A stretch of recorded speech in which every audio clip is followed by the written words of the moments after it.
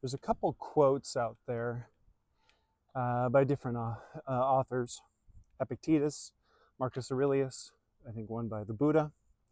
But they all get at kind of this same idea, which is suffering is not produced by the events that happen to us, but by the perceptions we have of those events. And so I've had a number of clients will say, you know, my life is this way because of this event. It's a real simple kind of logic to it, right? I'm this way because of this thing happening to me. And here's what I challenge clients to think about is your life really this way because of that event, or because the beliefs you have about that event and how you see yourself in light of that event?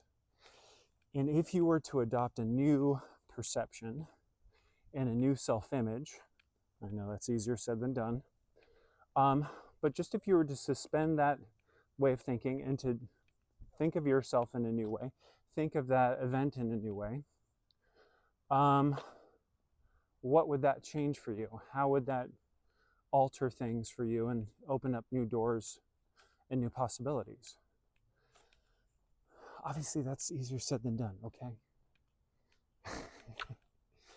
I'm not dismissing people's trauma and people's pain. People's trauma is real. For real. It is real. Okay? And it really does have very real impacts on people.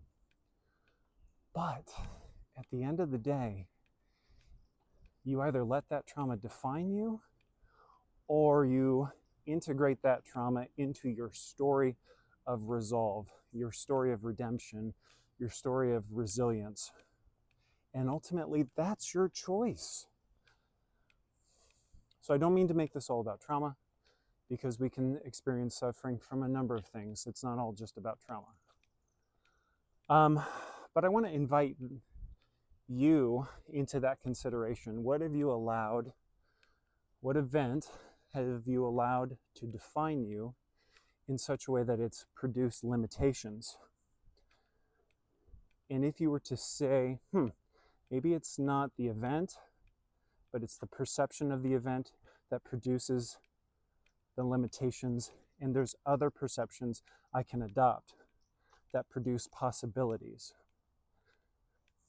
I just want to open that up to you and invite you into that consideration. Think about that.